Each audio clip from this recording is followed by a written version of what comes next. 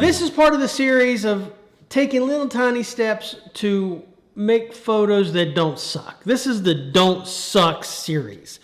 And it's just, like I said, one tiny step at a time on how to take really good photos without not a bunch of effort. We're not spending tons of money on gear. We're not doing anything like that. We're just doing simple little tweaks that make your photos outstanding, right? So what we're going to do today is we're just going to discuss point of view. That's all this is point of view. So when most people take a photo, what do? They're standing and say, oh, look, there's a cat. Or, oh, look, a tree, interesting tree. No, we've all seen a tree standing up, standing from a tree. Oh, look, there's this thing of, I'll take a picture. And everybody and his brother sees the world mostly from standing up. Well, unless you're 6 years old, but that's a whole other thing. So we always see things from a common point of view. And really good photography takes you to the uncommon point of view. The uncommon point of view. And that's what we're going to be doing today. So here's an example. Here's three of my friends. They are, they're standing, they're posing. It's a big happy day. And they're standing, right? And this is more of a documentary kind of photo because they're just standing up. Not doing nothing. But here is me just taking a knee, just dropping to a knee. Well, I didn't drop to a knee. I kind of eased into that position because I'm old. So I got on one knee, right? And then I looked up at them. And then, and here's the result. That's a lot better photo than this one.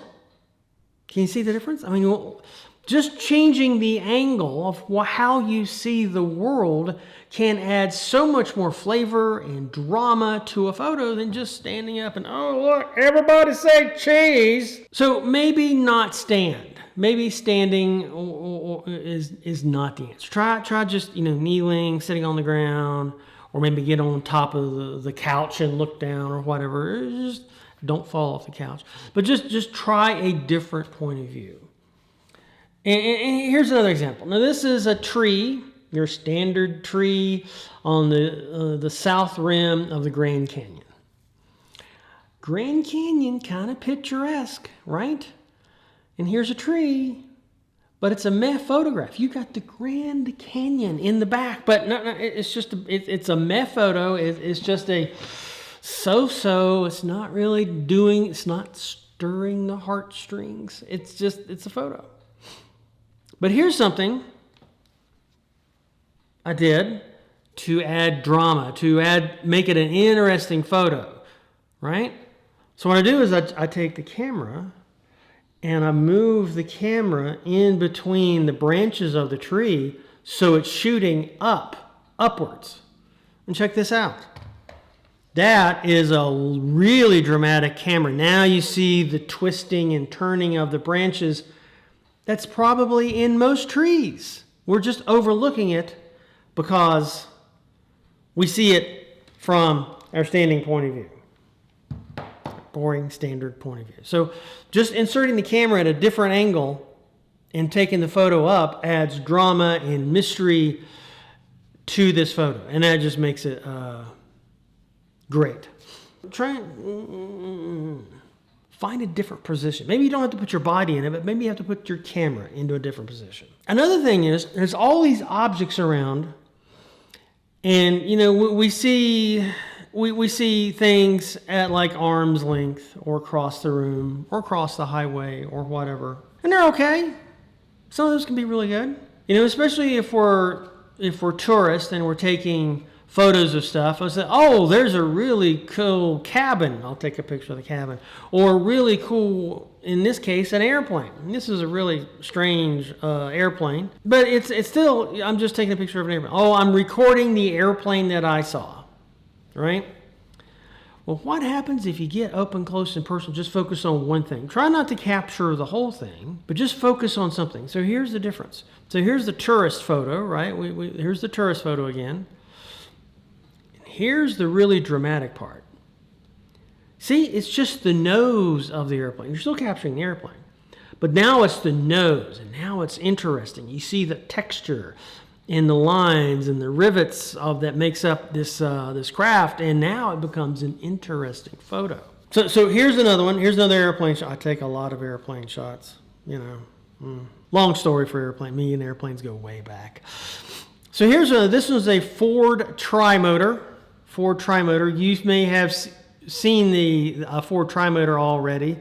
Harrison Ford is getting into one when he shouts out, you know, "Nice try, Lao She," as he gets into the Lao She cargo airplane. That is a Ford Trimotor. There's very, very few in the world. This is not that one. This is not that one. But anyway, this is the tourist photo. There was this is an event in Oregon.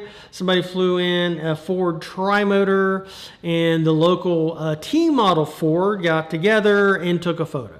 Well, that's a great photo. I mean, it captures a moment of two really divergent Ford products, the airplane and the old style Model Ts.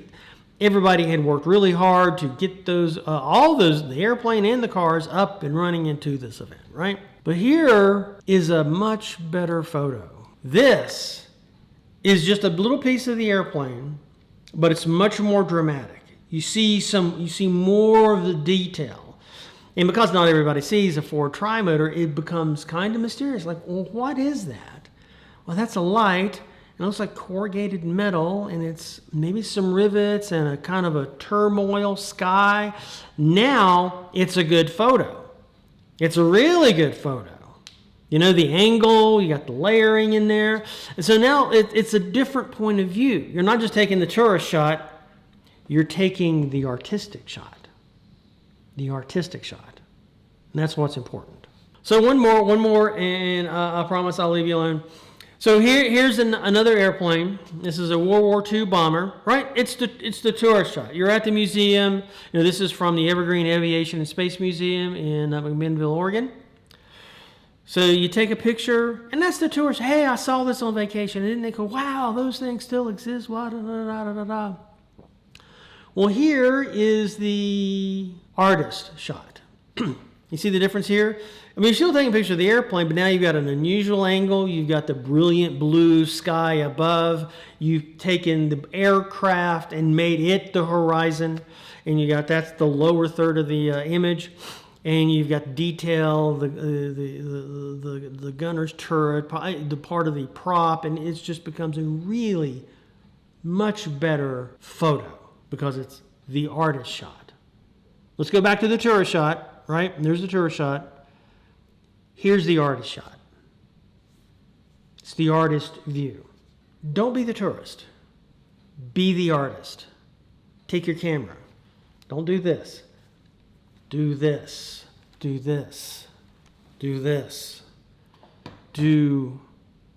Put your camera or yourself in a different place than just standing. So that's it here for Mojo Zoo. I hope you learned you something. This is all about you learning you something. Take better pictures. I think you can do it.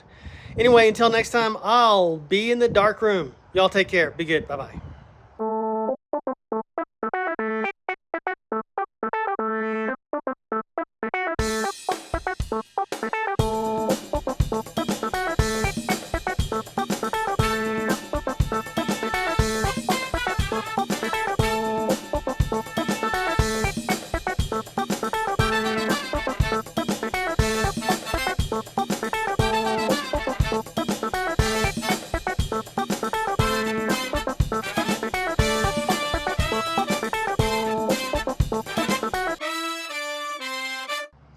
So kids, don't be like me. I was cleaning the focus screen on my Hasselblad, and I was following the directions for the part number, except the problem was the screen I had was not the part number I was following the instructions for, so I doused my focusing screen with water, and I had the split prism, and apparently those are sandwich glass. It's not a solid piece of glass like a lot of focusing screen. It's sandwiched. So the water via capillary action got all between the two things, and so you can see like kind of the concentric rings, and it's just like, oh my God. The fuck is wrong with me? I can't believe I hosed it this bad.